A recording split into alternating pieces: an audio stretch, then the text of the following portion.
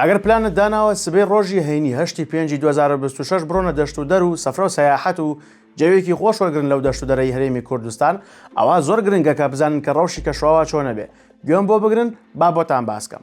بەپێی پێشبینیەکان بێت سبەی ڕۆژی هەینی لە هەرێمی کوردستان بە شێوەیەکی سەرانسەری کەشوهەوا لە دۆخێکی زۆر خۆش و سەقامگیرا بێمەش لە ئەنجامی سەقامگیربوونی یاخود باڵادەستبوونی بەرزە پاڵەپەستوێک لەسەر ناوچەکانی هەرێمی کوردستان کەواکە کەشێکی زۆر با بڵێن خۆش و جێگیر و سەقامگیر لە ناوچەکانمان بەگشتی دروست ببێ، ئاسمان ساماڵ و هەتاوە بێ، خێرای باش بەگشتی لە نێوان 14 تاوەکو 7 کیلۆمەتر لە سەعاتێکایە، واتە خێرایەکی زۆر ئاسایی هەیە.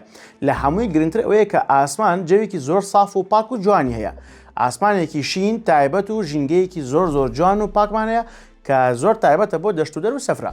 ئەنجا بینە سەر پلەکانی گەرما. پلەکانی گەرما بەگشتی بەراورد بە ئەمڕۆ پێنجشەمە 1 تاوەکو 2 پلەی دیکە بەرزە بێتەوە، واتە پلەکانی گەرما بەگشتی لە حاڵەتێکی نۆرماڵا بێ، هێندە بەرز نییە کە بڵین گەرمایەکی پڕڕوکێنەرە یاخود ناتوانن بڕۆنە دەرەوە.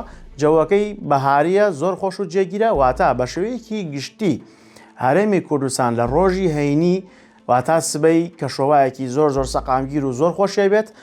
لە ئێستا خۆتان ئامادە بکەن و چونکە هەفتەی داهاتوو هەفتەیەکی گەرمە تۆپەڵە هەوای گەرم و شێدە لەگاتە هەرێمی کوردستان و پلەکانی گەرما زیاتر هەڵەکشێت و زیاتر بەرزەبێ. بۆیە ئەم جومعەیە کەشۆوایەکی زۆر تایبەتی هەیە. خۆتان نەزانن مەنجەڵی ئاپراخەکە و هەروەها گۆشتەکە بۆ تکە لێدانیش ئەوە پێویستە ئامادە بێت. بە هیوای ڕۆژێکی خۆش، وەڵڵاهو ئەعلەم، هەر شاد بن.